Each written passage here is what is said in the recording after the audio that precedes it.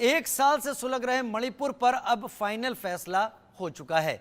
मणिपुर में हिंसा फैलाने वालों पर अब केंद्र सरकार सख्त है। सेना, अर्धसैनिक बल और मणिपुर पुलिस के साथ मिलकर बड़ा फैसला किया गया है। अब हिंसा फैलाने वालों पर जरा भी नरमी नहीं बरती जाएगी। मणिपुर में बवाल करने वालों पर अब सीधे सख्ती की जाएगी। इसे लेकर आर्मी और असम राइफल्स ने पूरा प्लान भी गृह मंत्रालय के साथ साझा किया है। गृह मंत्री अमित शाह ने हाई लेवल मीटिंग में मणिपुर की समस्या का जल्द से जल्द समाधान करने के आदेश दिए और अब जल्द ही मणिपुर में बड़ा ऑपरेशन लॉन्च होने वाला है।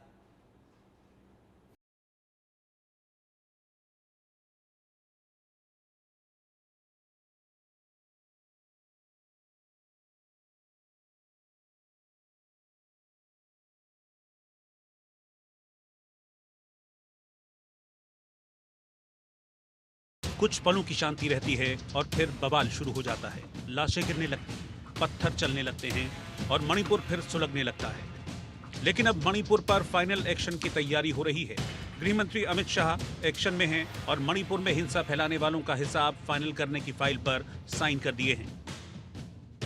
गृह मंत्री अमित शाह ने मणिपुर के हालात पर हाई लेवल मीटिंग की है। इस मीटिंग में मणिपुर में हालात सामान्य करने पर ही मंथन और चर्चा हुई। इस मीटिंग में गृह मंत्रालय के आला अधिकारी शामिल हुए। सेना के अधिकारी भी बैठक का हिस्सा रहे।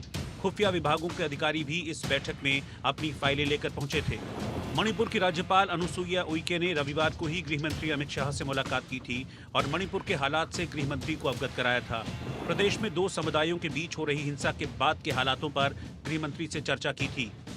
10 जून को ही मणिपुर में सीएम एन बीरेन सिंह के काफिले पर भी घात लगाकर हमला किया गया था, जिसमें एक जवान घायल हुआ था। इसके बाद पुलिस ने कार्रवाई करते हुए सिनाम गांव में कुकी उग्रवादियों के 4 बंकरों को ध्वस्त कर दिया था। 11 जून को मणिपुर की राजधानी इम्फाल में न्यूरोसर्जन डॉक्टर अमित कुमार के घर पर हमलावरों ने ग्रेनेड से हमला किया था। मणिपुर में हिंसा के हालात पर सरसंघ चालक मोहन भागवत ने भी चिंता जताई थी और कहा था कि वहां हालात सामान्य करने के लिए कदम उठाए जाने चाहिए। मणिपुर में मई 2023 में हिंसा शुरू हुई थी। मैतेई और कुकी समुदाय के लोग एक दूसरे पर हमले कर रहे हैं। बीते एक साल में कम से कम 200 लोगों की जान जा चुकी है। महिलाओं से रेप की भी खबरें कई बार सामने आईं। बड़े पैमाने पर आगजनी हुई, जिससे हजारों लोग शरणार्थी वाला जीवन जीने को मजबूर हैं। हाल के दिनों में जिरीबाम इलाके में फिर से हिंसा हो रही है। मोदी सरकार अपने तीसरे कार्यकाल में देश के अंदर की तमाम समस्याओं का समाधान करने वाले मोड में आ चुकी है। रविवार को ही गृह मंत्री ने जम्मू कश्मीर पर मीटिंग की थी और वहां आतंकवादियों का पूर्ण सफाया करने का ऑपरेशन शुरू हो चुका है। अब मणिपुर की बारी है, जहां हिंसा फैलाने वालों पर अब कोई नरमी नहीं बरती जाएगी।